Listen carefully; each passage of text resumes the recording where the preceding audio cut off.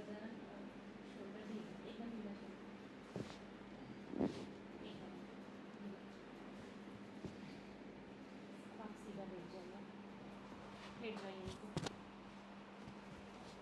थोड़ा और नीचे।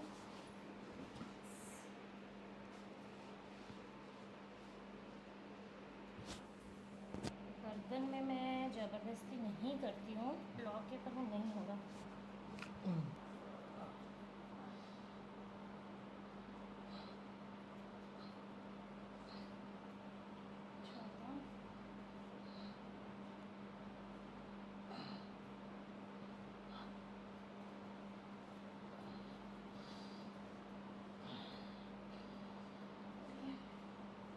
पूरा जड़ है क्या मैडम जी बीमारी का? यही है मेरा ना, हाँ।